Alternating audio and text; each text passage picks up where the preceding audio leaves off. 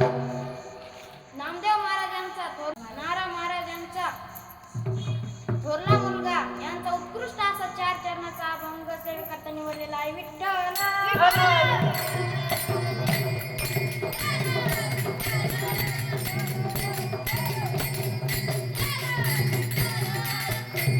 अभंगाकडे वळण्यापूर्वी थोडासा पर्याय देतो तो असा की आज या ठिकाणी वात्सल्य आध्यात्मिक परीक्षण संस्था, अनाथ आश्रम, बालक व वृद्ध आश्रम या आश्रमामध्ये माझ्या गुरुवारी हरिभक्त परायण सविताताई महाराज गवंडे यांच्या वाढदिवसानिमित्ताने ही कीर्तन रूपी सेवा माझ्यासारख्या अज्ञान बालकाकडे आलेली आहे.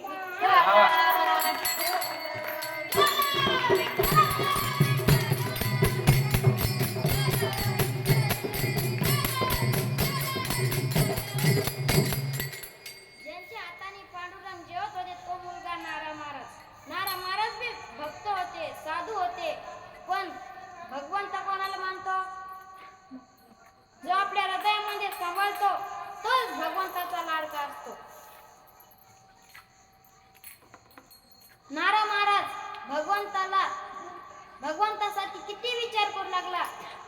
नारा महाराजांनी देवासाठी विचार करून शतकोटी पांडुरंगापाशी बसून शतकोटी अभंग तयार केले. एकदा सर्व संत मंडळी चंद्रभागे वाळवंटात बसले असता व त्यामध्ये त्यांच्या चर्चेला सुरुवात झाली. त्यांची चर्चा मध्ये तुमच्या आमच्या सारखी नव्हती, कारण तुमची आमची चर्चा वेगळी. जरी बारीला गेलो तरी ओळखीचं कोणी भेटलं की त्याच्यासोबत घराकडील गावाकडील गप्पांना सुरुवात होते. तसे संतांचे नसते. संतांची चर्चेमध्ये माध्यमिक ज्ञानाविषयी वाल्मिक ऋषी विषय निघाला तो असा आहे की वाल्मिक ऋषीने शतकोटी ग्रंथ केले आहेत.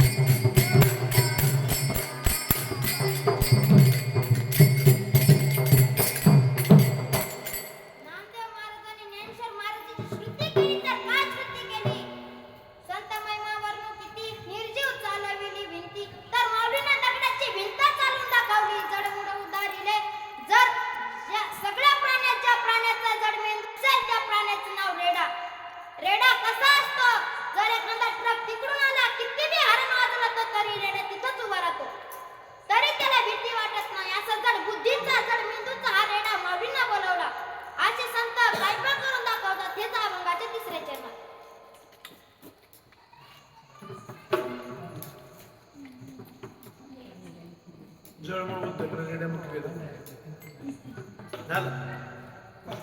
म्हणे नामायाचा नारा नमन माझे ज्ञानेश्वर. संत म्हणजे देवाच्या ठिकाणी असतात. संत ते हिला ब्राह्मण संत ते देव जे आपल्या कलियुगामध्ये थोर साधू होऊन गेले. साधू थोर झाला साधू